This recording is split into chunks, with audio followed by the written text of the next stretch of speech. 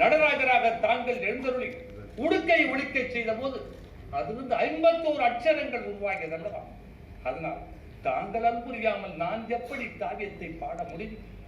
முதலியை தாங்கள் எடுத்து தராவிட்டால் என்னால் எப்படி இதை தொடங்க முடியும்? அருள் புரியுங்கள் பிரபு, அருள் புரியுங்கள். இருக்கிறார்கள் அல்லவா? ஞானசம்பந்த பெருமான் கற்றாங்க எரியோம்பி கலியை வாராமை செற்றார் வாழ்த்தில்லை சிற்றம்பலம் என்று பாடியதை செவிமடுத்தது உண்மையானா? திருநாவுக்கரசர் மாட மாளிகை சூழ்கில்லை அம்பலத்தை ஆடி வாதம் என் நெஞ்சில் இருக்கவே என்று பாடியதை ஏற்றுக்கொண்டது உண்மையானால்? சுந்தரமூர்த்தி சுவாமிகள் கடுத்தாடும் கரதலத்தில் தமருகமும் எரியகளும் கரிய பாம்பும் பிடித்தாடும் பெருமான் என்று பாடியதை கேட்டு மகிழ்ந்தது உண்மையானார்?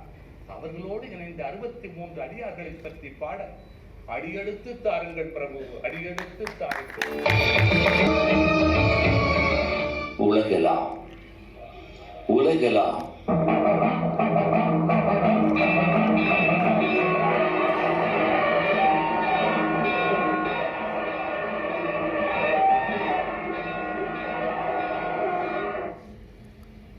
ஓதற்கு அலையவன் நிலவுலாவிய நீர்மலை வேணிகள் அழகில் சோதிகள் அம்பலத்து ஆடுவார்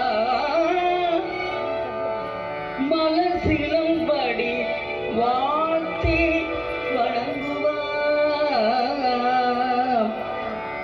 மலர் சிலம்படி வாழ்த்தி வணங்குவார்.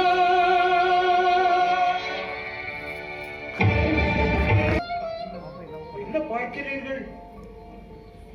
பெருமான் எவ்வளவு வேகமாக கவிதைகளை பாடுகிறார். அதை எழுதும் அருளாளர் அதற்கு ஈடு கொடுக்க முடியாமல் எப்படி திணறுகிறார் என்று பார்க்கிறேன். பல அடியவர்களை பற்றி பாட வந்த என் மைந்தன் தானே ஒரு சிவனடியாராக மாறுவான் என்று நாங்கள் எதிர்பார்க்கவில்லை. இந்த நிலையில் போதும், எனக்கு ஆறுதலாக எதுவும் பேச வேண்டியதில்லை. பாடும் நாயகன் அடி எடுத்துக் கொடுக்க பாடும் அடியவரை என் மனதில் வேறு விதமாக எண்ணியது கூட பாவம் என்று உணர்ந்து விட்டேன். இனி இதை பற்றி எப்பொழுதும் பேச வேண்டியதில்லை. பாருங்கள்.